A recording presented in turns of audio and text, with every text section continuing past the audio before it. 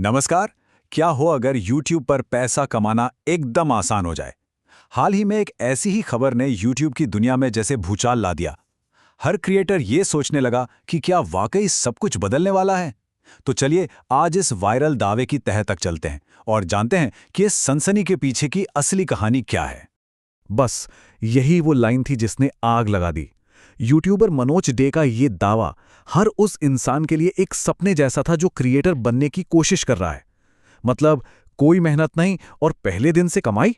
ये सुनने में इतना अच्छा लगता है कि इस पर शक करना तो बनता था। और बस यहीं से हमारी पड़ताल शुरू होती है।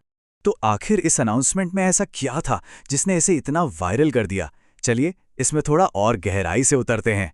दावा ये किया जा रहा था कि YouTube अपने गोल्डन डेज में मतलब 2016 से भी पहले के वक्त में लौट रहा है, जब चैनल बनाते ही ऐड आने लगते थे। कोई शर्त नहीं, कोई टारगेट नहीं। ये तो हर नए यूट्यूबर के लिए जैसे कोई सपना सच होने जैसा था। अब जरा इस स्लाइड पर नजर डालिए। फर्क देख रहे हैं कितना जबरदस्त है। मतलब जहां लोग सालों लगा देते हैं 1000 सब्सक्राइबर्स और 4000 घंटे पूरे करने में, वहीं इस नए अपडेट में सब जीरो। यकीन होता है ये कोई छोटा मोटा बदलाव नहीं बल्कि एक पूरी क्रांति जैसा लग रहा था। तो फिर सवाल ये था कि भाई इस कमाल के मौके का फायदा उठाया कैसे जाए। वीडियो में इसका भी एक बहुत आसान तरीका बताया गया था। तरीका एकदम सिंपल था। अगर कोई नया चैनल बना रहा है तो कोई टेंशन ही नहीं, चैनल पहले से मोनेटाइज होकर मिलेगा। और जिनके पुराने चैनल्स हैं उन्हें बस एक छोटी सी सेटिंग बदलनी थी और कमाई का मीटर चालू। और फिर शुरू होती है उस जादुई सेटिंग की तलाश। वीडियो में बाकायदा स्क्रीन रिकॉर्डिंग के साथ स्टेप बाय स्टेप दिखाया गया कि इसे ऑन कैसे करना है। देखने में तो सब कुछ बहुत आसान लग रहा था, है ना।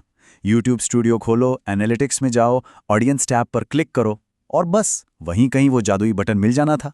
सोचिए, उस वक्त हजारों लोग अपने फोन पर ठीक यही कर रहे थे, एक बड़ी उम्मीद के साथ। लेकिन तभी कहानी में एक मोड़ आता है। वीडियो बनाने वाला खुद अपनी स्क्रीन पर उस सेटिंग को खोजने के लिए स्क्रॉल करता है, कभी ऑडियंस टैब में तो कभी रेवेन्यू टैब में, लेकिन वो ऑप्शन कहीं नहीं मिलता। एक पल के लिए तो लगा शायद कोई तकनीकी गड़बड़ी है। यही सवाल हर देखने वाले के मन में था। आखिर वो सेटिंग गई तो गई कहां? क्या अपडेट में कोई बग था या फिर कहानी कुछ और ही थी? और फिर कुछ पलों की खामोशी के बाद उस राज से पर्दा उठा जिसने सबको हैरान कर दिया। सच तो ये था कि ऐसी कोई सेटिंग कभी थी ही नहीं। ये कोई अपडेट नहीं था, कोई नया फीचर नहीं था।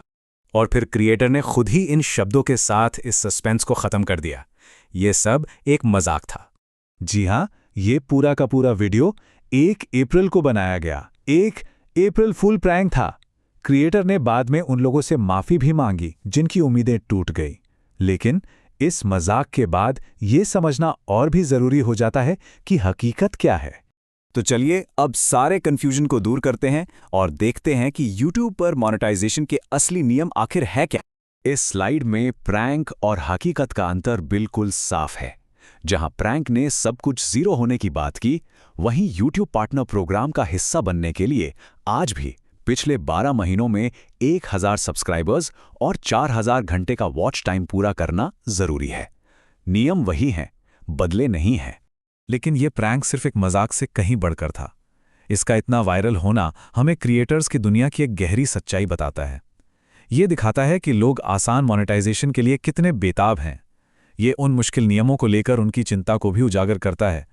और सबसे बढ़कर यह साबित करता है कि उम्मीद बेचकर लोगों का ध्यान खींचना कितना आसान है। तो अंत में सवाल यही बचता है, जब मोनेटाइजेशन पर बना एक मजाक इतनी तेजी से फैलता है, तो ये हमें क्रिएटर्स की उम्मीदों, उनके संघर्षों और पूरी क्रिएटर इकॉनमी के भविष्य के बारे में क्या सिखाता है? हम आपको इसी सवाल के साथ छोड़े जाते हैं।